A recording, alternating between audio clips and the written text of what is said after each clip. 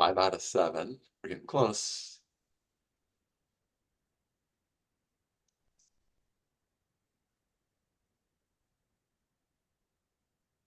Oh, yeah. Didn't realize my camera wasn't on. There we go.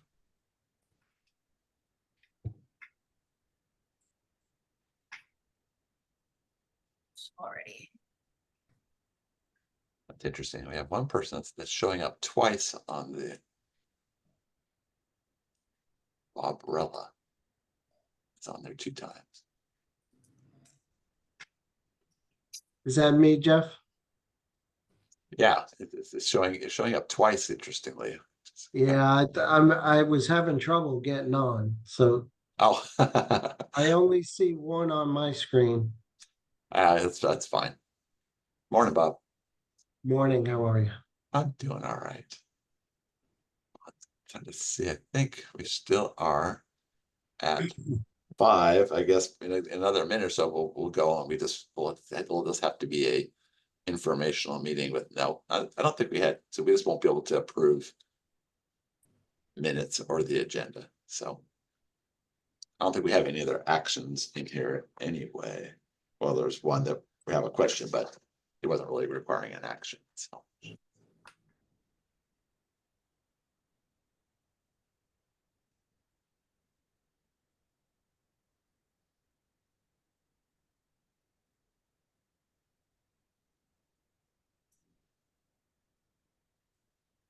Looks like we have ecologies folks are on.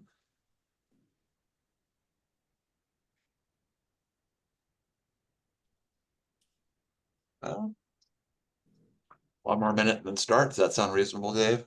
Sure. Okay. We'll get 2 more by then for sure. Well, if they were to show up after we've passed those pieces, we could always go back later and to go look to approve the minutes if that's Sure. if that does happen. Well, I guess we should probably start. Yeah. So great. So this is a SWAC meeting. We'll not call it to order at this point, but let's just check off who is here. Who do you see? Yeah. Well, I have, and Dave, yourself, Dave Nightingale. I see Nicholas Dunning, the city of Lacey. I see Elaine Clam from city of Tenino.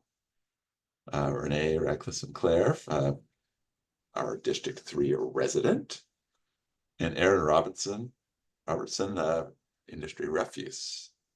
Is there any member that I am not seeing that is on here?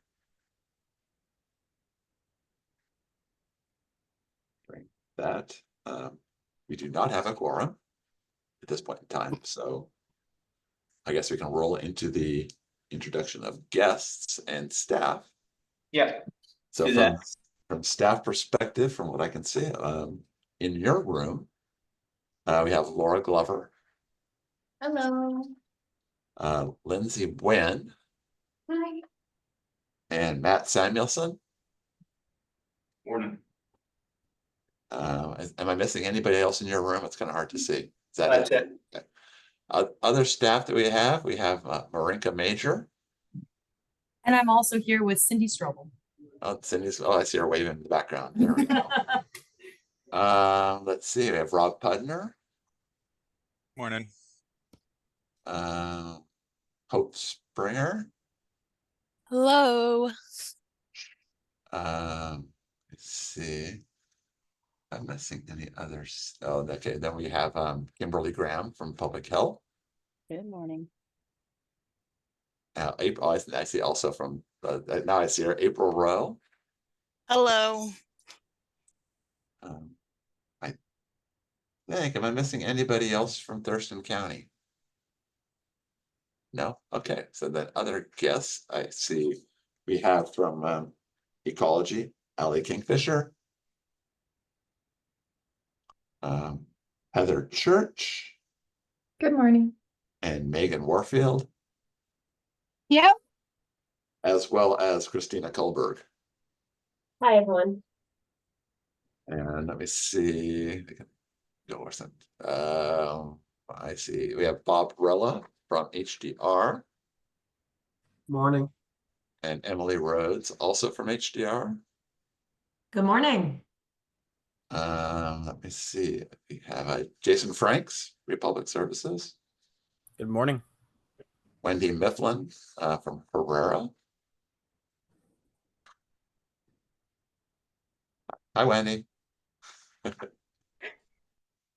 All right, Gary Franks, City of Olympia. Let's see, Jody Snyder, I'm not sure where. Thank you and good morning. Maria Machado, oops. Morning, Maria. Morning. Let's see, I think that, is there anybody I didn't call out? I missed anybody? Okay, good. So Jody and Maria, where are you guys representing the organization or are you just citizens? Thurston County Public Health, Environmental Health. Okay, Good morning, Jody Snyder with Waste Connections. great. Thank you. Okay, so we're not going to bother with the approval of agenda and minutes at this point. But is there any public comments anybody wants to make right now at the beginning of the meeting? Okay, I'm not seeing anything, hearing anything. So no old business, we'll go to new business. And Department of Ecology, we've got a number of presenters. Megan, do you want to take it in the order shown with Allie, Heather, and Megan in that order? Yeah, that works for me. Okay, Allie Kingfisher, go All for it. right. Okay, let me share my screen. All right. Everything look okay? That's good. All right, so I'm Allie Kingfisher. I'm the unit supervisor for the Organics and Washington Center for Sustainable Food Management. And so we are currently a team of 6 working on organics and food waste issues. There's a lot in the organics management laws that were passed in 2022 and 2024. And I didn't get a clear message on which particular piece of the law that you wanted me to focus on. So I'm going to kind of give an overview of what's in it and then kind of a status update of where, what's happening in particularly in 2024 and into 2025, and then be responsive for questions. I built the PowerPoint deck to be able to provide resources or at least some talking points on each of the other areas. And so if there are areas where people have particular questions, I'll be happy to field those questions. So the organic management laws, both the first one and the 2.0 version that passed this year, are kind of the contents of the laws. They've updated, amended, or changed more than, I think it's close to 30 other laws. And so they really fall into 6 different areas of the types of work that they do. This includes the establishment of funding with the establishment of 5 new grant programs. It focuses on collection and management. There's a focus on prevention of the organics and food waste in the first place, market development, processing, and research. All of the work of the laws, kind of it can be bucketed under one of these 6 areas. 2024 has been a really big year for us in terms of implementation. First and foremost, we launched the Washington Center for Sustainable Food Management in January. The Food Center, as it's called, is really focused on implementing the Use Food Well Washington plan that was complete in 2020. And we also launched a Use Food Well campaign, a broader statewide campaign on focusing on reducing food waste in the first place, very targeted at the public. but that's on our food center side, and that has absolutely kept us busy. But there's also then the business organic management areas, or the BOMA as they're called, and the requirements began this year with 8 cubic yards for any business in a BOMA area that creates 8 cubic yards of material of organic waste would need to subscribe or otherwise deal with that, manage that organic material. And so this is the first year of the rollout of that. And so we're, working with local jurisdictions, particularly offering a local health jurisdictions a community of practice, so we can have networking across this state for the areas that are impacted, to be able to conceive and talk about what would enforcement look like, what does outreach look like, what tools and resources can ecology help provide, and so those conversations are underway. Also in 2024, local solid waste comprehensive plans must include language around facility siting. And later this fall, we're going to begin rulemaking to address the components of the law that talk about contamination limits at organic facilities. There's also the compostable product labeling requirements and observation portal. So this year began any compostable product, how it's labeled has new restrictions, and there's an online reporting portal for if you find a compostable product that is not compliant with what the state law says. Mainly this is targeted towards reducing contamination at organics facilities, and we're making sure that the compostable products or film bags or dog poop bags or whatever are meeting or are certified by a third-party entity and are labeled in a way that is not confusing to consumers. So prohibiting the words such as biodegradable and other words. So we just launched the online reporting portal for us to be able to do enforcement as of July of, just last month. And so that is live, and you should be able to get to the information. I provided the links in the presentation, so you should be able to get to that reporting portal. What's coming up next year? Well, the BOMA requirements will further reduce and become from 8 cubic yards, it drops down to 4 cubic yards of material that's produced by businesses that will need to comply if you are within a BOMA, and Thurston County is within the BOMA. The compost procurement ordinances, annual reporting, that was a change in this year's law. It went from every other year reporting to annual reporting. And so that will begin March 31st of 2025 on the previous year's compost procurement. And that's the amount of organic or the amount of compost purchased, the amount that is spent on the compost that is purchased, and where you are sourcing that compost from. We will be releasing be releasing model ordinances, and the organics residential collection areas, or as we're affectionately calling them, the ORCA waivers, will be focused or will be released for jurisdictions that will not be able to comply with the residential collection requirements that are rolling out, that become mandatory in 2027. So in 2027, the areas of within certain population areas must be able to provide service for residents and businesses for organic materials, including food waste. And by 2030, those requirements become, it's non-elective service must be provided. And the grant programs will begin, rulemaking on the development of the grant programs that were specified in this year's law.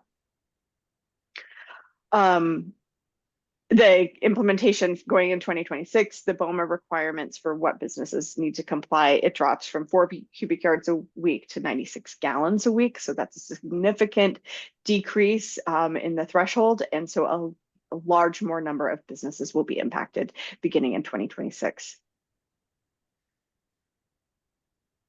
and I already spoke to the implementation of the residential requirements that will be non-elective service to be provided by 2030. And I just wanted to share, like, talking about the BOMA map of what it looks like. This is where we are with the map as it currently stands. We are required to revise it every year on July 1 based on the best available information that we have at the time.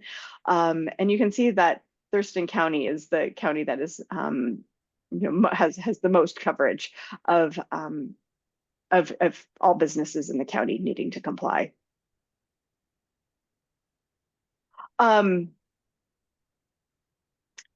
We want to invite folks and let you know that we will be opening up a rulemaking that will be focused on establishing permit requirements for organic materials management facilities that are specifically addresses contamination.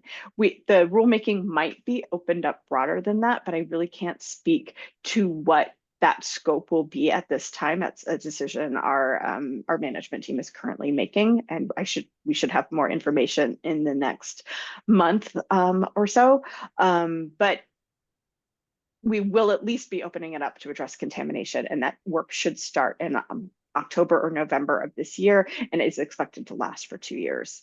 And we want to invite your participation in that process. And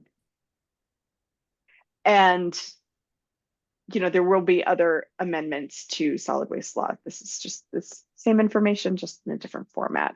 And then for the residential requirements, this is our draft map of the areas that we anticipate will be required to provide that organic and food collection service by 2027, and having it be non-elective or required by 2030.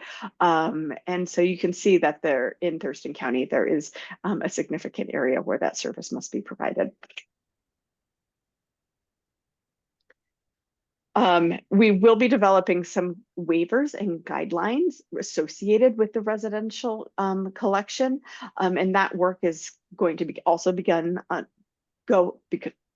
will also be underway this fall, and we'll be reaching out to get input on areas for we will be reaching out for feedback. Some of the areas where we're required to provide guidance or a waiver is for residents who might home compost or manage their organic material in a way that has a better climatic impact or than having it collected, and who want to be able to have a mechanism for opting out of that mandatory collection. And so we will be providing guidance as to what that might look like. That work will begin this fall. We estimate it that work will be completed in the next couple of years. And so that is what I have time for, but I do have more slides that talk about some of the other work that is within the organics management law. So I do want to be able to have time for my colleagues to speak and to answer any questions. So I'm going to stop there, and I hope you can use this PowerPoint deck as a resource on what is happening within the organics management law. You want questions now or at the end? It depends on your timing of how much time you have for the other speakers. I think we'll be okay. We have a lot of time, actually. Questions, yeah. Oh, okay. If you're okay with that. Yeah, go for it. Here, I can stop sharing, or I can pull it back up if I need to. So I had a process question. You mentioned that the labeling requirements will be enforced by ecology, but you also have a model ordinance that you're putting out. I'm guessing the model ordinance is for local cities or counties to adopt. Is that what that's? Yeah, we're providing the law requires us to provide model ordinance language around providing disincentives for not having organics collected. So we've had a committee working on developing what some of that language will look like. We're working on providing 3 different model ordinances. They have to be out by 2025. as the statute is currently drafted. And it's just for the optional adoption by local jurisdictions. And the So enforcement piece, I wasn't clear on your question around enforcement, because there's a lot of different areas of, Right, of I where mean- enforcement and who is doing that enforcement for each different moving part and piece. That's sort of what I was wondering. I mean, I'm just thinking about, when the legislation was in process, there was probably fiscal notes that talked about what the impacts to various agencies, state and local, and is it anticipated that there'll be a ramp up of staffing at the local level to do whatever local enforcement there is? Or program Local development, enforcement, like for the business requirements? anything in the law. Or anything, okay. For the business requirements, it is specific to local enforcement. The state, we're providing resources and technical assistance on what, that might look like and how we can support local jurisdictions doing enforcement.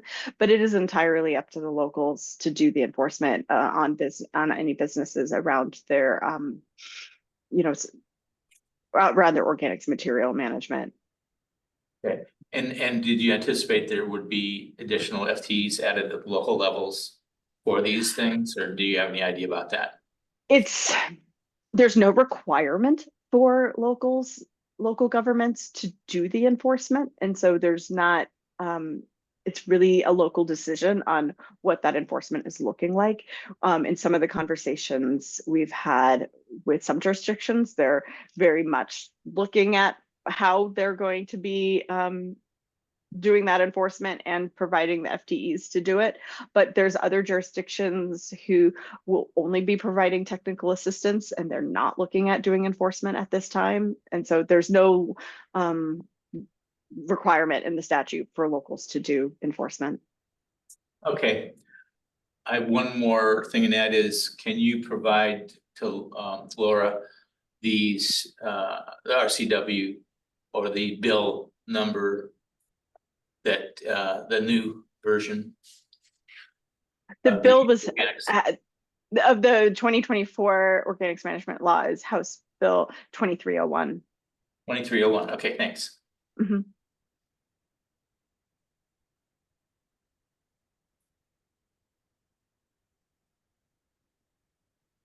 Other questions?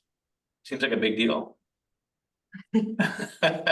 It's a lot of work, and I just want to emphasize that we have folks working on all the different aspects of the organics management law. So please reach out to me and I can get you connected to the right person Yeah, that's, if you have specific questions.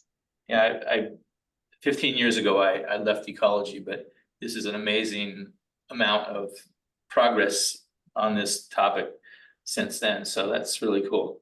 Thank you. Yeah, thanks.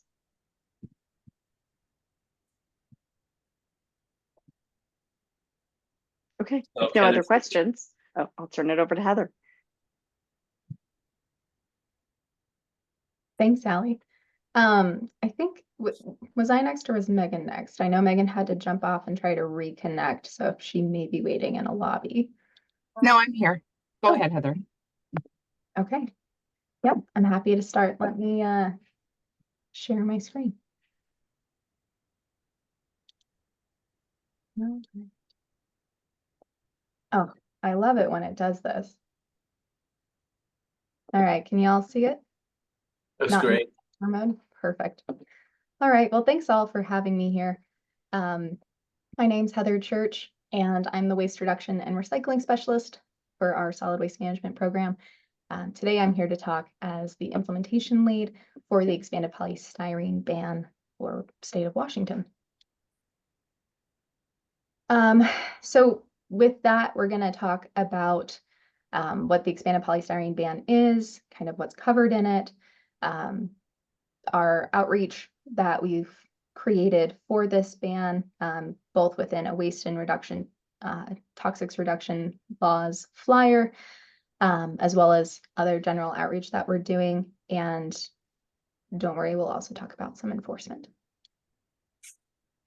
So there are two effective dates or phases to this law, both which have already passed.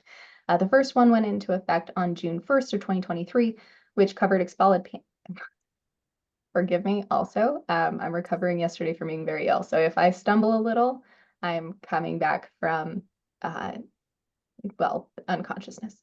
So thank you for your patience. But this law covers expanded polystyrene packing peanuts and other loose fill expanded polystyrene packaging, most of which is just EPS packing peanuts. This means that EPS packing peanuts have been banned for sale and distribution into Washington for a little over a year now. And I'll go over this again a little later in the presentation, but something for you all to know is that if you see any EPS packing peanuts for sale in Washington, or you receive them in the mail, especially from large party distributors, that is banned, and we would like to know that. I'll go over how to notify us of that in a later slide.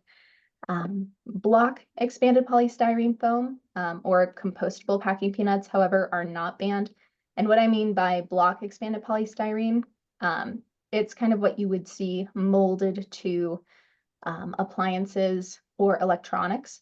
So like when you get a TV and it's just beautifully encased in EPS material, that material is not banned and it is still fine. The second effective date of this law is June 1st of 2024, which was just 2 months ago. For the second phase, food service products such as the following are now banned: foam coolers, plates, bowls, to-go clamshell containers, trays, and cups. Prepackaged food containers like noodle cups are not included in this ban. That was something that we had to work with our attorney generals on, but those are still fine. Anything that's been prepackaged and is sealed, but before it even reaches a store, those products are still fine. There are also several other items not covered by this law. As I already mentioned, block or sheet expanded polystyrene foam is not covered. You can see an image here that we might all be familiar with. In addition, containers used for drugs, medical devices, or biological materials are not impacted by this law. There is also an exception when shipping perishable commodities from a wholesale or retail establishment, such as packaging for raw and uncooked meats, fruits, vegetables, things like that, egg cartons. So all of those are not covered by this law.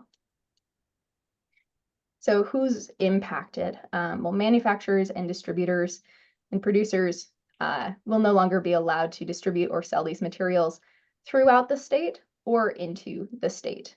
So they are our primary target and who we've communicated with most about this law. However, any business or organization that sells or uses these items in Washington is also impacted.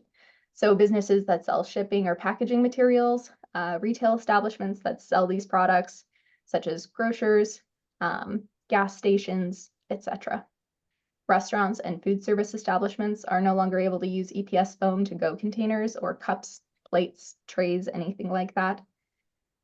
And then also institutional or community cafeterias, such as schools, are no longer able to serve breakfast or lunch on foam trays after the prior school year. Now they can no longer use it. Churches and religious or community-based organizations, assisted living homes, as well as many others are also impacted.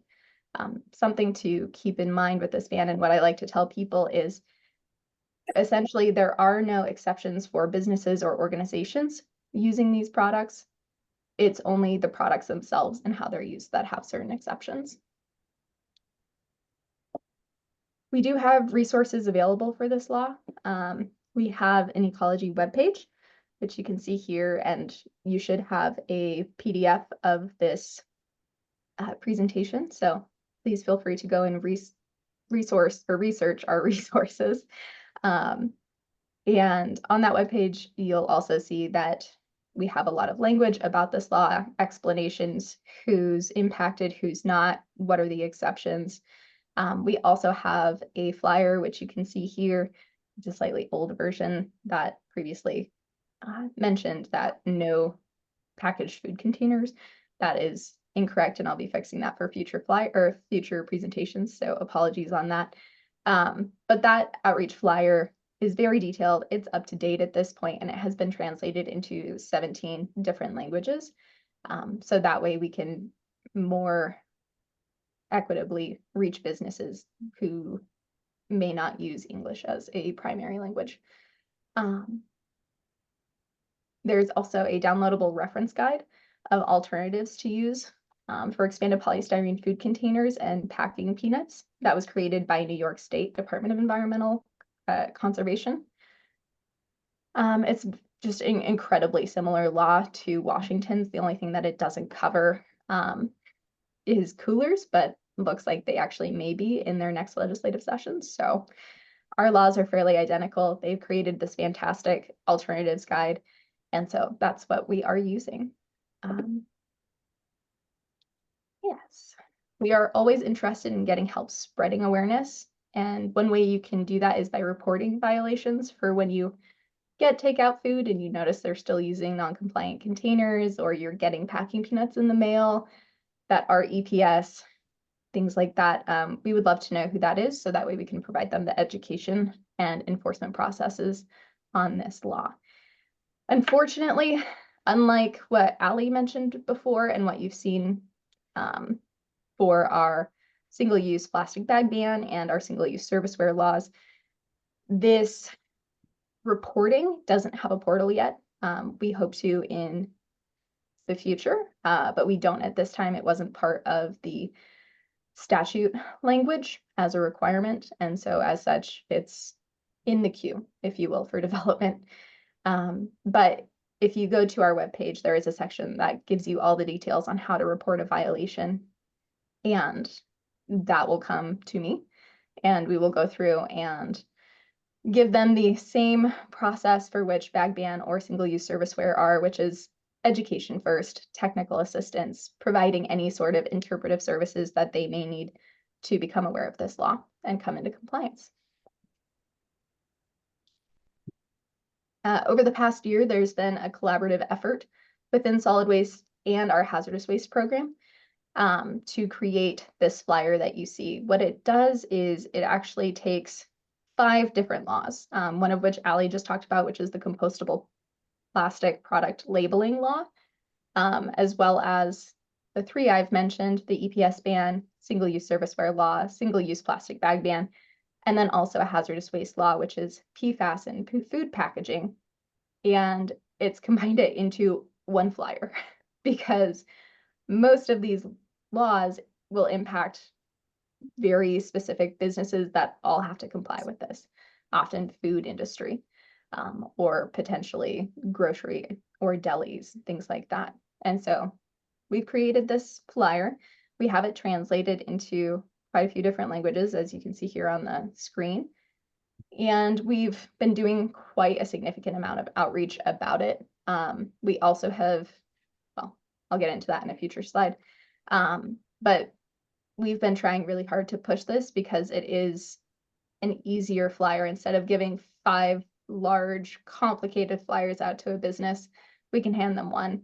They can scan the QR code and find out more about how to become compliant. For this ban, as well as quite a few of our other laws, we've been doing significant outreach through associations, as well as directly contacting the product manufacturers and distributors to make them aware of this law. You can see the list on the screen for who we have worked with. We've been giving presentations to. We have been trying to work very hard with this to get information out to businesses. Something that I'll also mention is we are still working on trying to reach businesses throughout Washington whose primary language is not English. It's been a very large gap in our outreach efforts, and we're seeing that in our enforcement and our reports that we're receiving through our enforcement portal. Not enforcement portal, our enforcement process. I'm just, trying to materialize our portal here at some point through some positive visualization. But we we know that that's still a large source that we need to reach, and we are currently working to create processes for how to go about that. If any of you have recommendations, we'd love to hear it. But it is an ongoing process. Additional outreach, like I mentioned before, so that flyer that we've created with all 5 laws, we've been reaching out to our local health jurisdictions and schools, different producers and things like that, but to ask, and our local communities such as yourselves, to ask who may want printed copies of that flyer. We're doing a very large print to get them to our local health jurisdictions and our communities for outreach events, or when folks are doing work with their organics implementation. They're also electing to bring this along and educate businesses in the same process, which has been very helpful. We're still working on printing that flyer, so they should be distributed to those who asked for it by, I'd say, within a month. If you or anyone here did not request copies of that flyer and you want it, please let us know. We have it available in all of the languages, and we're in a little bit of a hold moment before we can hit press on the print button, if you will. And so if you still want some of those, we can get you in.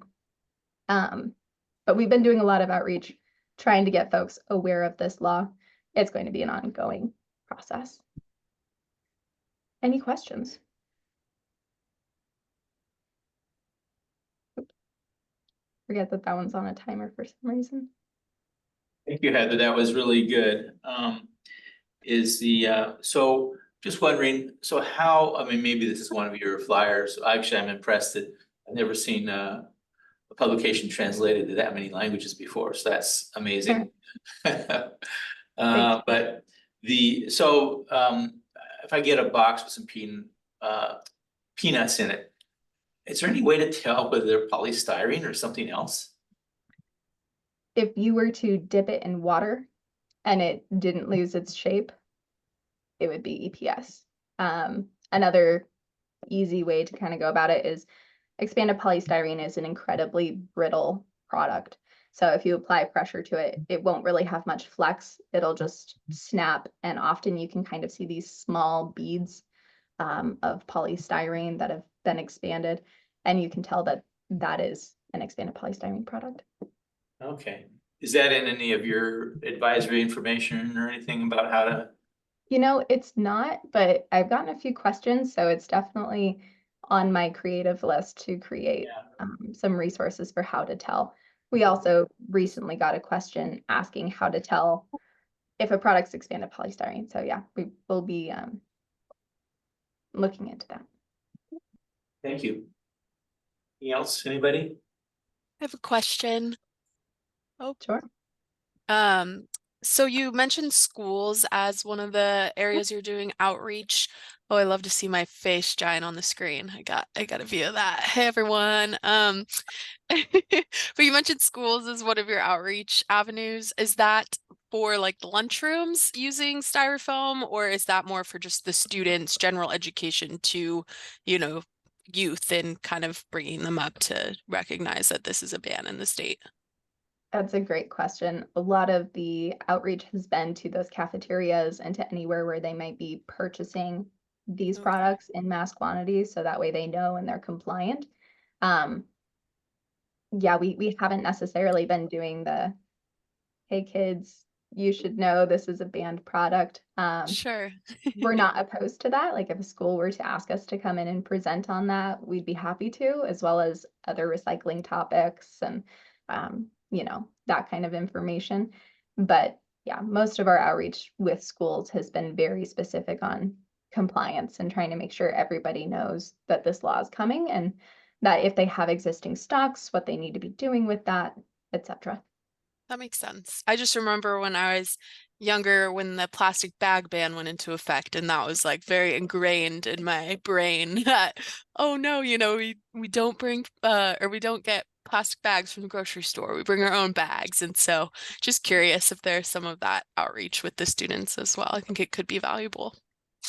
Thanks, Hope. And if you have if you have connections, if you have contacts that you'd like me to reach out to and see if that's an interest, please let me know. Okay. I can put my contact information in the chat box, but it's also on the presentation PDF. So yeah, I'm always happy. We are happy to reach out, especially to students. Yeah, we'd love to get outreach out in any way we can. Yeah. Thanks, Heather. Thanks. Anybody else? Great, thank you very much, Heather. So Megan, you're up, and I know we've got Mount Rainier and Mount Shuckson. Have you got a different mountain to show us? Well, my background is not a mountain, but Maybe it's a haystack mountain there, huh? right, let's get this in presentation mode. Okay, you should see the slides, not my notes. Don't see anything yet. Oop, didn't go through.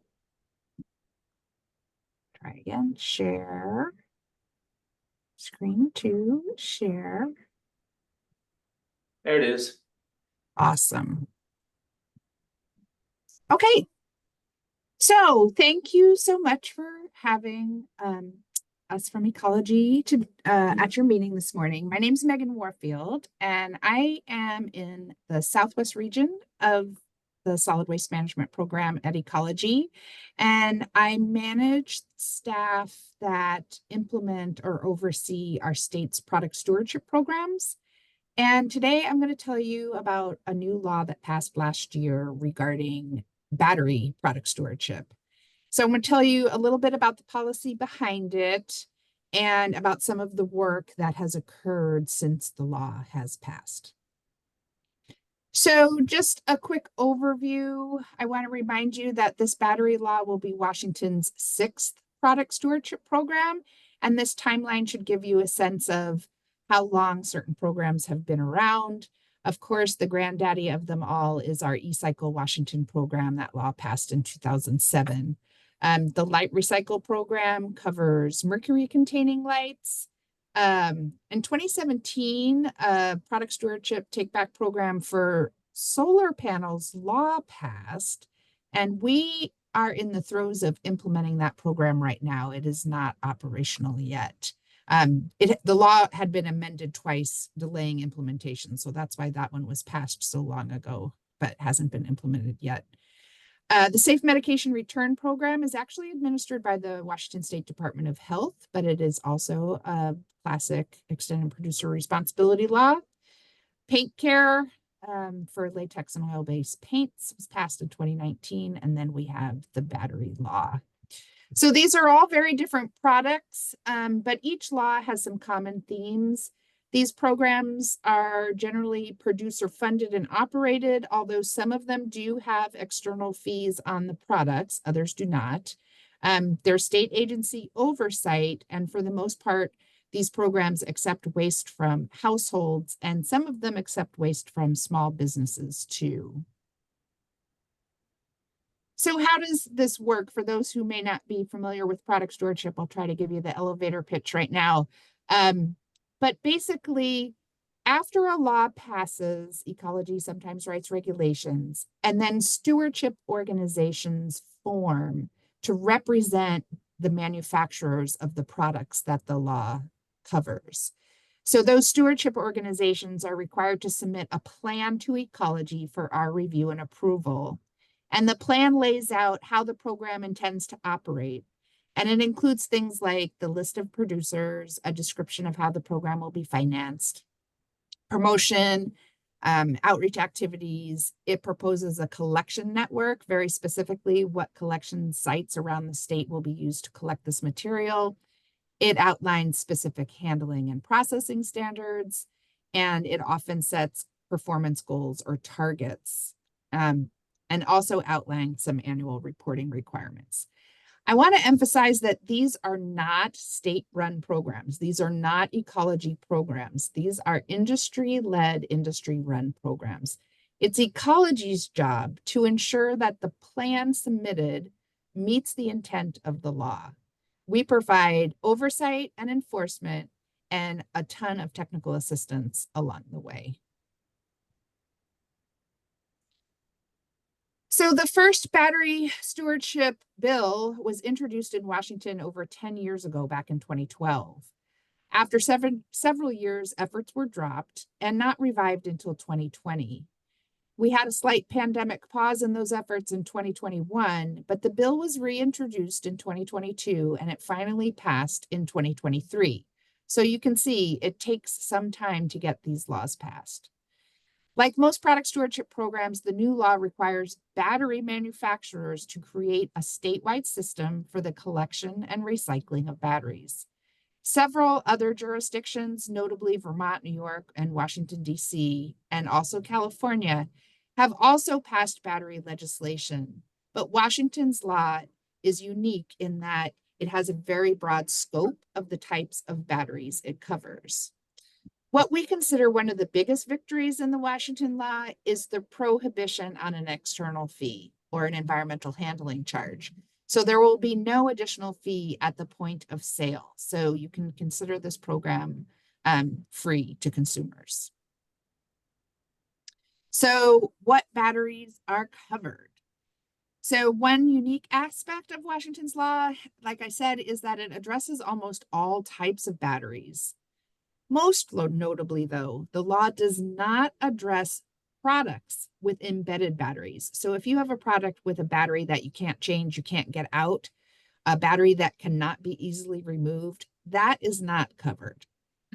The law only applies to batteries that can be easily removed. So it's another way of saying it only accepts loose batteries. So with so many battery types, the law takes a phased-in approach. So first it covers portable batteries.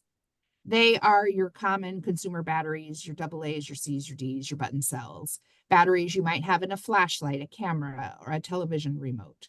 The law has some really specific definitions for the various battery categories, which take into account whether the battery is rechargeable or primary, meaning single use. And it uses measurements by weight and watt-hour rating. It's pretty technical, so I won't get into the details.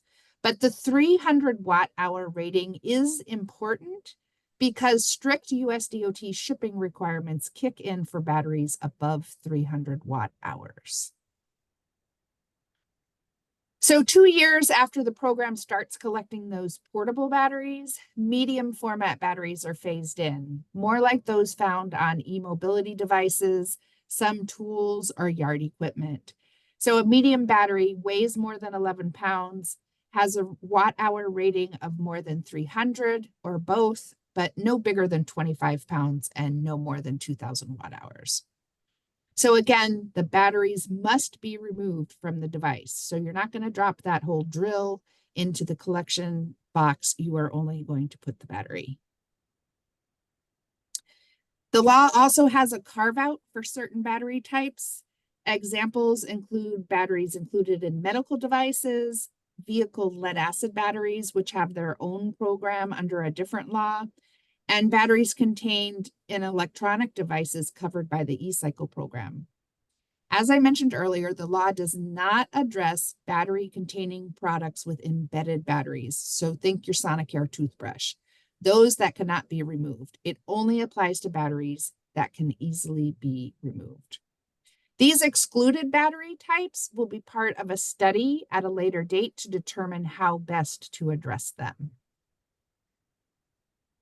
So the stewardship organization is responsible for setting up a statewide collection network for consumers and businesses to take their batteries for recycling. And as you can see on this slide, the law has some very specific requirements. 95% of residents must have a permanent collection site within 15 miles and one additional site for every 30,000 people in urban areas. For medium format batteries, it's slightly different. At least 25 permanent collection sites statewide, at least one in every county with more than 200,000 people. And these medium format batteries likely will not be collected at a retail location. They must be collected at sites with specially trained staff. So this law will greatly increase recycling opportunities in many areas of the state. But more importantly, collection will be consistent. Right now, every county's program is slightly different. For example, some programs collect alkaline batteries, others do not. The program created under this law will be convenient, consistent, and accessible. So I also think it's important to just remind ourselves about why this bill passed and why this law is important. As I said, battery bills have been proposed multiple times since 2012. So what got the bill over the finish line this time? Mostly it had to do with the hazards associated with lithium ion batteries. The skyrocketing use of lithium ion chemistry has increased the risk of fire. We all know lithium ion batteries are prone to catching on fire when damaged, and a lithium ion battery being compacted in the back of a garbage truck or run over on a transfer station floor can enter thermal runaway. There isn't an organization that tracks fire statistics linked to these batteries in Washington, but anecdotally, there's been an uptick in extremely damaging fires at solid waste facilities. As a result, there are reports that it is becoming increasingly difficult for these facilities to obtain or even afford insurance. This is not just unique in Washington, but it's happening all over the country. There's also the concern about conserving resources, preventing environmental and social harms associated with mining things like lithium and cobalt. And these precious resources can be captured and used again when batteries are recycled. And third, there's that frustration among citizens about how and where to recycle batteries. I don't know if you've ever tried to recycle a battery, but it's very confusing to know what type of battery you have and where it can go. And the patchwork of services across the state just adds to that confusion. So where are we at? Ecology is in the very early stages of implementing this new law. We started rulemaking in March of 2024. We expect to have that completed by the end of 2025. But stewardship plans are not due until a couple of months after that rulemaking is complete in July 1, 2026. And the first collection sites likely won't open until July 1, 2027. So it's still a few years away. And then medium format batteries will be phased in 2029. Other tasks, earlier this year, Ecology released a legislative report looking specifically at electric vehicle batteries. And as I also mentioned, for those battery types that are excluded, we'll be doing a study and issuing another report on how those should be addressed. And that will be a legislative report in 2027. So on this next final slide, if you go to that website or scan the QR code, it'll take you to our battery stewardship webpage. From there, you can link to information about the rulemaking if you'd like to follow along with our rulemaking, and sign up for our battery email list for future updates as well. So that's all I have. Thank you, Megan. Any questions, folks out there? It's a lot to cover in a short presentation. Of course, I have some if nobody else does. Of course you do, Dave. Of course you do. I know a little bit about this stuff. So I was specifically, I mean, this is looking out a few years, but the idea that you can only collect the medium format at MRW facility or where you have certified staff. And I'm guessing there's some training, testing, is any thoughts about how that certification is going to go? And are you going to also require the certification for the MRW staff? I think the intent behind that language in the law is, you know, people at MRW, HHW facilities are trained to handle this material. And Dave, as you know, even our solid waste standards don't specify what that training is. You know, whether it's 40-hour HAZWOPER, whether it's some other kind of specialized training that you get to properly handle hazardous materials. So maybe this time in our battery rule, we'll be a little more specific on what training might be appropriate for handling these materials. There's also a lot of activity at the federal level. EPA is engaged in some rulemaking right now, very specific to lithium ion battery management. So some additional information may be coming from the federal government on this too. What have been, were the concerns? I mean, you shepherd this thing through over only a decade. And so what were the hurdles you had to overcome and impacts to the final bill that were positive or negative from what you would like to have seen ideally? I think the biggest sticking point is trying whether we were going to be able to address those battery containing products at the same time and have a bill be completely comprehensive that way. And when you broaden the scope to include those products, you know, you expand the number of stakeholders who have a vested interest in the bill, and it just becomes really complicated. The way that California handled this is they passed a law that's very similar to ours, except it only covers those portable batteries. For battery containing products, they are incorporating those into their e-waste law. So that's one approach that states have taken. We considered addressing battery containing products in this law, and it just got way too complicated. So, but if the goal is to really prevent these fires, if you don't address battery containing products, you know, you're missing a large portion of the material that is causing these fires at solid waste facilities. So Are the e-cycle folks likely to be fine with going to California way on that, you think?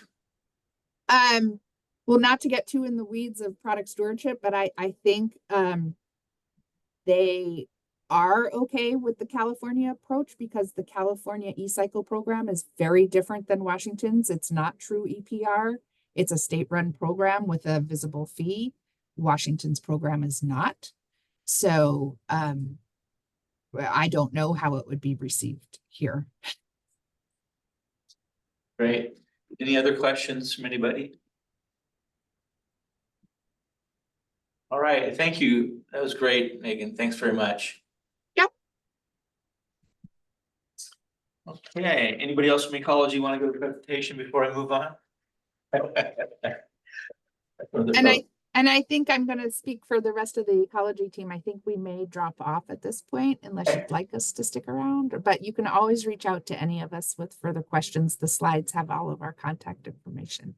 Yeah, you're welcome to hang in there, but if you have work to do, that'd be great. Thanks very much. Okay, thanks. Bye-bye.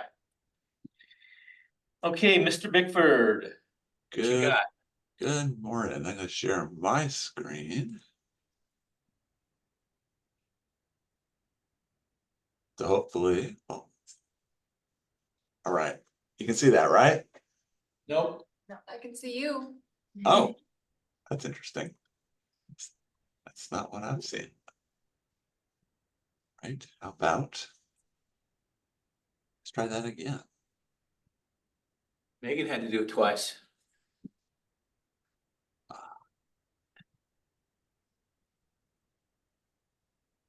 How about now? Yes. Okay. Excellent. All right. So let's talk about, we've talked about this for, oh gosh, almost a couple, it seems like a couple of years now, about the waste and recovery center. We're looking at doing a reconfiguration of our facility. Again, we've talked about this for a little while. I do want to give a little background on how we got to where we're at today, just for, and we have some newer members and others. So back in 2019, we had prepared for us a facility condition assessment and infrastructure management plan. It was prepared by HDR that looked at all of our facilities and the condition assessment, how what was needed, and it basically it was recommended in there that the waste and recovery center needed really to be upgraded due to aging facilities. A lot of it was because of some of the things were starting to fall apart. Maintenance was becoming problematic and expensive. along with the capacity issues. Frequently during the summertime, we are swamped and at and above capacity. Additionally, part of that condition assessment also looked at the 2 Dropbox sites, and we've talked about the need for more there, but that's not what we're going to be talking about here today. So again, the recommendation was to look at make some changes out here at the work. So basically, the goals that we set for the potential reconfiguration here are really to address a number of concerns and hopeful improvements. And really, what we're looking to do is upgrade the traffic flow to reduce both customer queuing and conflicts. And by conflicts, I mean we have self-haul customers along, basically right alongside commercial, the commercial curbside type vehicles. So that kind of interaction to hopefully improve that. To relocate some infrastructure from over the old closed landfill, which is a lot of this facility. If you've been out to the work and you come to our toll houses, you'll notice the approach roads continue to sag, and we have to keep paving, putting new asphalt up to meet those ramps. So we have one of our storage buildings off to this to the north side of this property is starting to collapse. So just relocating some of this infrastructure down to an area that isn't over closed landfill that has that subsidence issue. Additionally, increasing safety of the facility, hopefully maybe reducing people having to tip off the public tipping off a wall, as well as the safety related to the vehicles. Increased functionality of how we operate, hopefully being a little bit more efficient. And then, of course, the capacity issue, hopefully, because obviously we're looking, how are we going to be able to manage it the next 20 years as our population continues to increase here, even though there's, we're getting more and more waste reduction, our waste stream still continues to grow. And then, of course, lastly, meeting current and future regulatory requirements. And one of the keys there is when we are getting overwhelmed or getting, hit really hard, particularly during the summer. And if you do have a facility or like a compactor outage, as an example, it's extremely hard to keep up. And then the waste will, as has happened, flow out of the building, which again, that is actually a permit and regulatory issue. So having some redundancy in ways we can operate, and again, this additional capacity to manage that waste would definitely, we're going to need that over we're looking to the future for this facility. So initially back in 2021, a conceptual master plan was prepared by HDR, which came up with 4 different reconfigure options. And I know this came to the SWAC back at that time with a recommendation of 2 of the 4 options that we were looking at. Both of those really consisted of moving the self-haul type activities down to more in the vicinity to the south part of the property, down to more in the vicinity of where recycling and Hazo House is, because that area down there is actually over native ground and not over the whole landfill. After getting feedback from my staff in the SWAC, we pared it down to a single recommendation again in this group that basically had where we were looking to expand the existing transfer station building to the west, actually adding on to the building and adding another compactor in there. So we'd have 2 in that building. So that was the one that we had initially began to move forward with. So back in March of 23, we briefed the Board of County Commissioners on that preferred option that we were moving forward with. And then we hired HDR to prepare an initial basis of design document for that particular option. So basically what this does is look at what all the requirements are and then preferences and vehicle flow, the amount of space needed, and look at traffic queuing and all that. And the revised version, I'll get to that. We sent you the revised version. You got a copy of that, so you know what that kind of looks like. We sent that out with the materials before this meeting. But what we found in this first time through was that alternative that we had been moving forward with was just going to be too expensive. The initial cost estimates were coming to the tune of a little over $30 million to implement it that way. So we stepped back and look at some, okay, we're gonna look at some additional options, and and that maybe didn't involve basically reconfiguring the actual transfer station building, because that would have had some demolition adding into it, had some logistical issues with trying to work in and around the existing activities, because as you know, any construction that we do here to reconfigure still has to work around an active facility.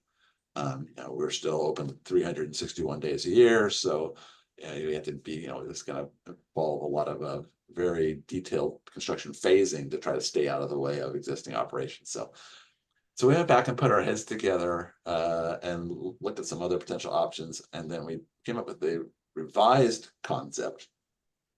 We worked with HDR, and then they provided a revised basis of design, which is what we had sent out for your review and your, so we take a look at what I'm talking about today. Where basically, instead of building onto an existing building, which was actually dramatically more expensive, the idea was to construct a smaller standalone transfer station building that also would have a top load availability as well as a compactor. That would be used exclusively, or more or less exclusively, for the self-haul customers. And self-haul would utilize this, and then the commercial haulers would utilize the other, which would kind of bifurcate the two vehicle streams, which provides some of that separation. So some of the design criteria and parameters that we use to do this basis of design. So we looked at, what's the self-haul peak tonnage in tons per day. The peak organics tonnage was, that's what we were using, that HDR used to design the facility sizes. What our self-haul MSW, municipal solid waste vehicles per peak day. So that, you want to make sure that, the facility that you're designing is sized big enough to be able to manage at your highest rate. And plus a little bit, because obviously this will continue to grow as population and waste stream grows.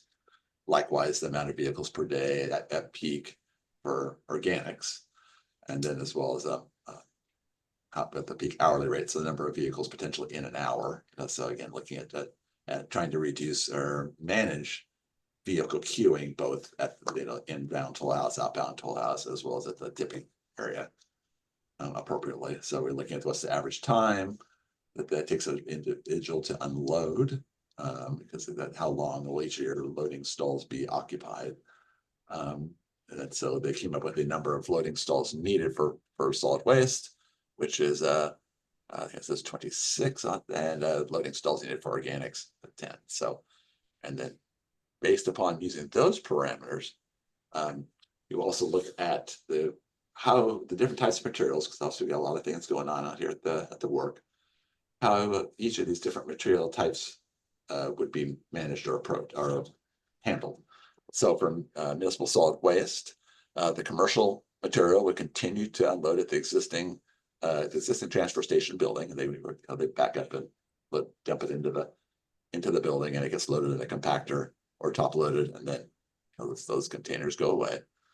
From the public's perspective, in our self-haul, they would be unloading in this new proposed transfer station, which would be built to the west of the existing transfer station building. Load out in each of these would be through a compactor or top load bays at the depending on the material, or whether the other compactor is down for maintenance or whatever. Recyclables, we would look at, they would continue to unload into separate containers, but it'd be in a relocated recycling area. And I'm going to put the map up and kind of walk you through how material would flow in it, but it's just going to give you some feeling for where we're going first. The recycling area would be moved up to what is now the existing public tipping area, because that would not be in use anymore. Organics would be, we will continue to utilize, actually the area where it's at currently, we would continue to utilize that exact same location, so there'd be no movement of that. Currently there's a mobile grinder on site that grinds up those you particularly came for the tour recently. grinds of material, which is then hauled over to Brady's facility. Brady's facility in Shelton. Household hazardous waste, nothing would change there. People would continue to drop off at Hazel House. White goods, tires, and metals, there'd be a new unloading area just to the south of the new transfer station building. After the scales that we'd have again for your scrap metal, your appliances, and your tires. And then asbestos, which is currently accepted just to the east of the organics area, but we'd have an area down, the exclusive area down below that's kind of set aside for, we don't get a lot of it, but basically we'd have a separate area for that. So here's the proposed site layout, and I'm going to kind of walk you through what this looks like and how traffic would flow. And I think if you can see my my arrow here. So here is the existing transfer station building, and up here is the existing public tipping area. So currently, vehicles come through off of Hogan Bay Road. They come across through here. They go across the inbound scales. So for the commercial vehicles and those with tip trailers, dump trailers, they come down here, back up, deposit their waste into the building. That waste is then either loaded into the compactor here or into a top load container here, or then the trailer is taken to a location where it's then offloaded off the vehicle until eventually it's loaded on a truck to go to Centralia, onto the train and to Roosevelt. Once those customers are done, they come around here, go to the outbound scales right over here, and then go on their merry way. And then also for the public customers currently, they come across the scale, loop around. If they have waste, they come over here to go off a tipping wall into drop boxes.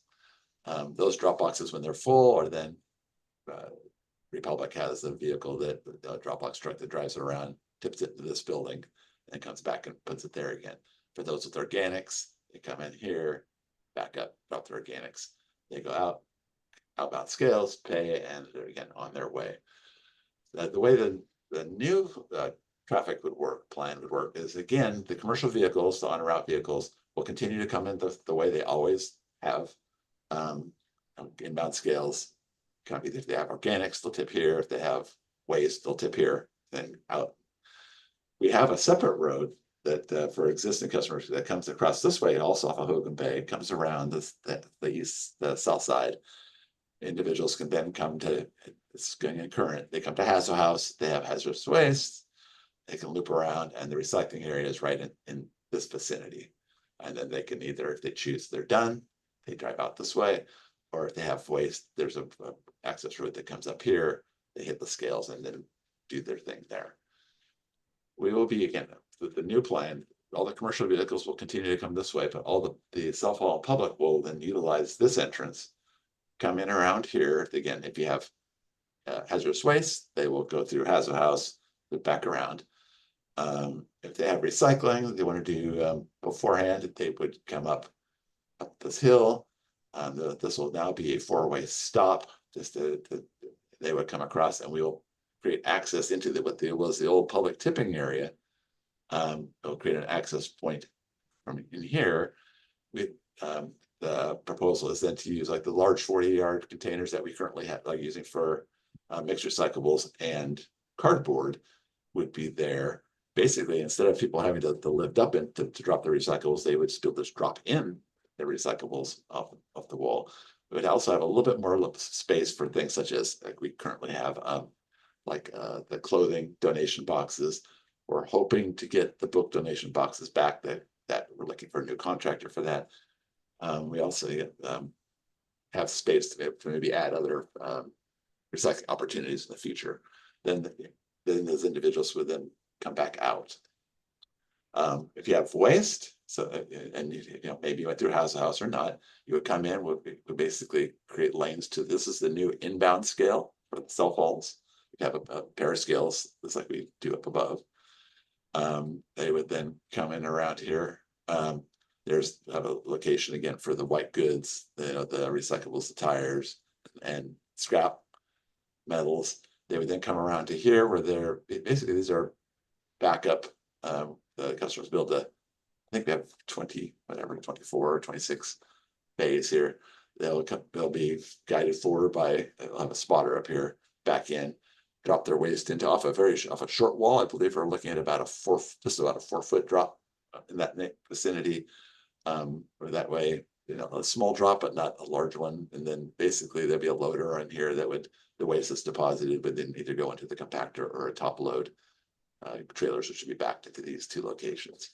Once the customer has deposited their material, it would come back out and around to the outbound scale and go that way. If they have, again, organics and they come through here, they would go up this way, go use this scale, go through the organics, and they could leave. We'll be, right now, all the containers are stored basically in this area right here. So both the empties, which are stored along the base of this hill, and the fulls, which are stored right about here, right? The trucks that come, that the haul those away, they bring in the empties right now using this road. What we're going to do is to build this, we'll have to relocate all those containers. So we'll be, all of this area here will actually be container storage. So space for the empty containers as well as the full containers. So as the trucks come in, they will come in this way, come around with the empty, whoops, go back. With the empties, that gets taken off of what's called the top pig, stacked. Then they turn around and then they get loaded with a full container and then they drive out, go on their way back down to Centralia. So let's see, and then we will be adding a consolidated administration building, which will allow us to get more of our step 1, upgrade our facilities. Because if you've been in our admin building that I'm sitting in right now, it's very old and decrepit and kind of fallen apart. So we have basically, and that's the next slide I'll show you, a new administration building. We will be able to, that'll also allow us to, we have staff that's actually at the Artillery Road campus, which is Amanda and Laura. We would be able to bring them out so we could have this whole solid waste division group in one location, which would be wonderful. We would also looking into, and I'm gonna jump forward really quick. So we'd have space for all of our staff, as well as having a larger size conference room, because again, in the building that we have here, the conference area might hold about 5 people. So this will open up for larger staff meetings, as well as to be able to use by our education and outreach folks for presentations, tours, where they can come in, educational opportunities, giving us a little bit more opportunity to do some public outreach as well, or we could meet there. And then we're looking at what are ways that we can tour groups that show people, whether it's demonstrative sector, composter type classes, school groups, community groups, if you wanted to do any kind of educational activity out here. I think that's generally how, and this that's generally how the flow of this would work. Additionally, for example, on weekends, when we get, which tends to be some of our busiest days, we can get over 1,000 vehicles, for example, in a day. When we're really hit hard, and they start to kind of queue up a little bit, because the commercial vehicles don't really come in on the weekends, is we would have the opportunity then to, if we're getting too busy here, is we can be able to divert the individuals that have the tip trailers up to come over here and utilize the steel facility, because there wouldn't be any conflict with the commercial vehicles, because they just aren't here on the weekends. So that would allow us again to separate our traffic a little bit, reduce our crowding, and reduce our queuing as well. That's kind of the highlights of that aspect. I talked about that. Additionally, as part of this piece, and an important part of this was getting what they call an opinion of probable costs. So based on this new design, we're looking at about an estimated construction price of about a little under $18.5 million, which is getting a little bit more in line with affordability for that kind of this kind of a project. So next steps is, okay, so we're talking to you today. And next steps will be this coming fall. We'll be giving a kind of similar briefing up to the Board of County Commissioners to kind of let them, kind of update them on what the new plan, the revised plan, and what we're looking forward to, how we're looking to go forward with this. And then additionally is preparing a request for proposals for, it's going to go a couple of different ways. And I mentioned here specific a request for proposals for a contractor to prepare the construction plans and specifications. Another thing we're looking at, and before we get there, is possibly looking at a designed build type option as well. So we need to look at the pros and cons of the, because this is, there's, design, bid and build, which is kind of the traditional way. But we're also looking at the design build, which is it's slightly different, but it has has some advantages and disadvantages as well. So we'll be looking to do that as we move through this fall into the beginning of the next year, with the hope of actually having, whichever way we move forward, is having a contractor to kind of start that design phase in the early next year. Additionally, the other key piece is we working to prepare a financing plan. We don't necessarily have all that, $18 to $20 million in cash right now. We have a significant amount of it, but we'll be looking at what can we get available out there in grants. I know the Public Works Assistance Fund, which is a lot of that funding comes from the solid waste tax. That's the 3.6% solid waste tax that's put into, on every ton of garbage that comes through here that goes to the state. There's some opportunities for some low interest loans, very low interest actually, that we might be looking at as well as grant opportunities. So we'll be looking at preparing a financing plan to how we would fund that, but this is definitely a priority for us. Hey, Jeff. Yeah. I had thought about that proposed layout that you had. Certainly. And I really like the separation that you provided between the self-haul and the commercial. I think that's really super good thinking for safety, efficiency, and everything. But wondering about organics and recycling going back up to the top, as opposed to maybe is there room to put one or both of those down where you've got your container storage and stuff? That's a good question, because I'm telling you that was probably one of our hardest decisions, honestly, Dave. And because the initial plan actually had it below, but there's two things. One, if you have it down there, there's not enough space because we're kind of constrained. There's not enough space to have the container storage and that. And the other big one was because initially the plan had the container storage up where the organics was. And they're organic. But the problem with the container storage up there is there are a couple of things. One, it's your over old landfill, first off. Yeah. Two is container storage has to be dead flat because you're stacking multiple containers. You cannot have you can't have slope because they'll, so that is not flat up there. So it's going to be require a lot of fill, which was going to sort of for two things. So a lot of, you can try to preload it. There's going to be a lot of fill, which is expensive, because you have to do up and build it up. And the second half is, again, your overall landfill. So you start stacking 34 ton containers on top of each other all over across that. You're going to really load the heck out of it. It's going to sink. So it would just become a maintenance nightmare. It'd be nonstop. So it was we decided, well, we have all the leachate collection system, everything up there in the current organics area. And it's just problematic from the container. I mean, it was one of the more difficult decisions for us because that was kind of what we wanted to do, but there was just too many problems with it.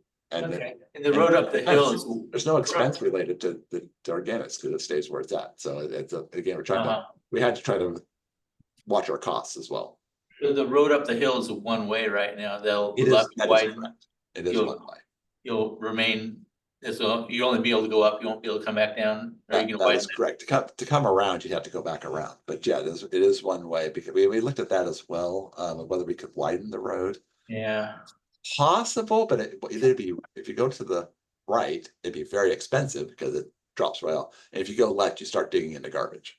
Yeah, right. Yeah, it was there.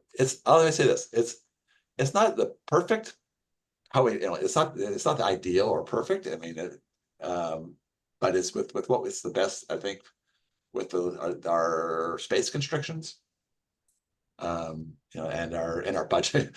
Actually, the building onto the building was almost a perfect plan. It's just it was $33 million. So I mean, it was just something we couldn't afford to do. I mean, that was a pretty elegant solution, but it was just too much. Thank you. Yeah, so the next so as far as a draft schedule, again, as I mentioned, we're hoping to get into the design permitting. It's going to be a good solid year of design, I'm sure. It's pretty complicated from the perspective of there's, particularly from the utilities perspective. You got a couple buildings, that's not too bad, but there's a lot of things going on out here, so it's gonna take a while to get that done. Basically, hopefully looking to, our goal is to start construction, second half of 26. Again, it'll probably be a good solid year to build, because again, it's a pretty complex project, with the hope of in the second half of 27 being open and available. As you'll note here, further down, by doing this construction, it will be a contract change require a contract amendment with Republic Services, because there's going to be, by having a second facility, that means they're going to need a second loader, second excavator, additional staff, because you're going to have those two buildings to deal with. There's probably one or two spots where they won't. For example, they have a lot of spotters on the current public tipping area. They might be able to do a little less there, but there will be a contract renegotiation. So we'll have to, because there will be a change in condition of it. So you'll see that it's actually shown on there, that we'll need to start talking to them and have a change. And the reason that you'll see that we're hoping to have an amendment with them before it opens is because they're going to need to procure new equipment. And there's a lot of this equipment is about a year lead time, for some of the larger pieces of yellow iron. So we want, we want to have an agreement at least a year before we start. That way they can procure the equipment that they need. So that's kind of our tentative schedule at this point in time. And any questions? I know we're almost out of time, but I definitely willing to answer any questions. I was just wondering, on the self-haul, on your new plan, how many people are going to be able to dump at a time versus what you have now? I think we have 26, I believe, bays right now. We have 20. So at our current PT, our public tipping area, we have 10. We have 10 drop boxes, 20 bays. And your but future. But the good thing about this one, well, it should be a little bit faster again. But yeah, well, that's basically what the based upon these numbers that basically that's what they calculated was going to be necessary for that kind of volume. Okay, yeah, 26 bays then? I believe that is correct. Oh, okay, thank you. 26 bays with the new one? Correct. Okay. Sorry.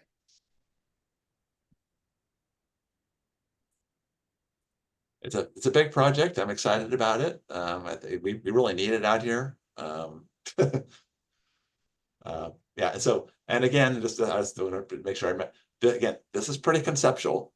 When you get into design, there'll probably be little tweaks here and there. But this gives a pretty good representation of the general idea, general gist of where we're looking to move forward with. So Okay, so you want to go on to MRF tour planning rather? Murph? All right. Okay, let's see. Oh, yeah. So I'll be really quick here. So I know I hit Laura here as well. So we were looking at trying to, I think, go to the Pacific, the reload here. It's down the street, and then hopefully with Pioneer. Have you heard back from Pioneer yet? No, I haven't. I reached out multiple times, so I'll continue to reach out and see if we can make. So we're looking to try to schedule something either later in August or early September. So basically, it's kind of a again, would be doing the reload and then to the MRF. So I could go guys, Pick up a, sorry, Commander. I can help you guys put that together. Oh, that'd be great, because if you haven't, she's been trying to get a hold to get some feedback from Pioneer for a little bit and hasn't been getting the response, so.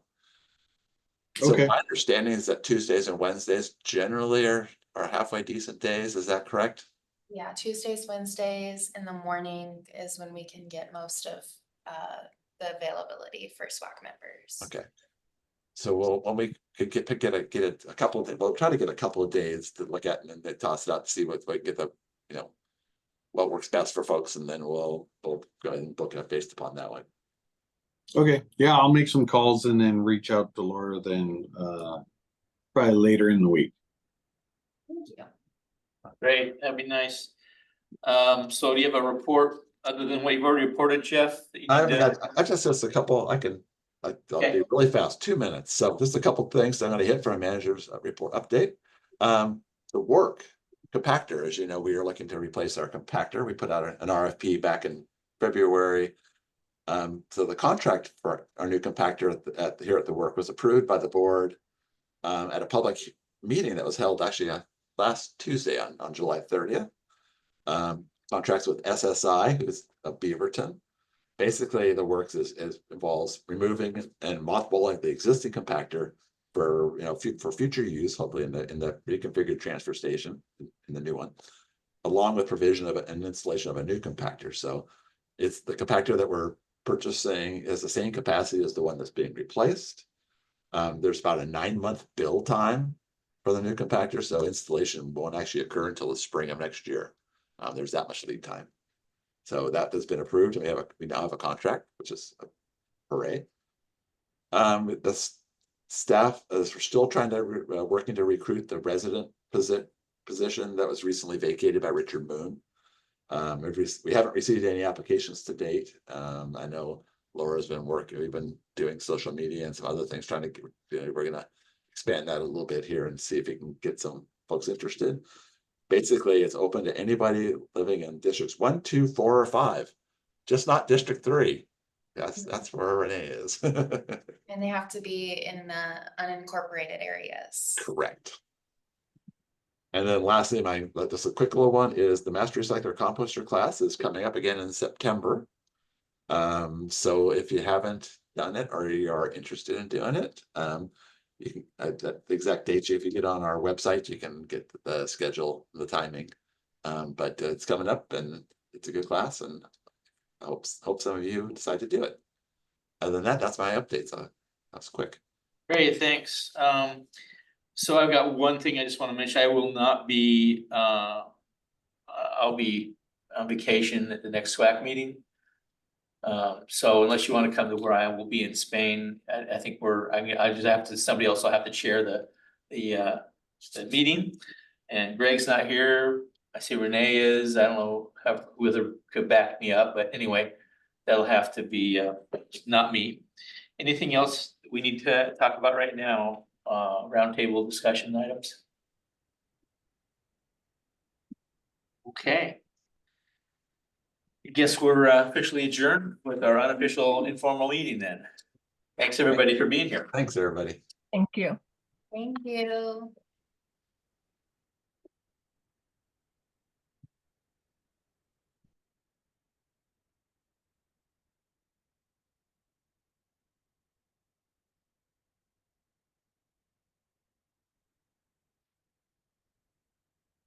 I go out to the work.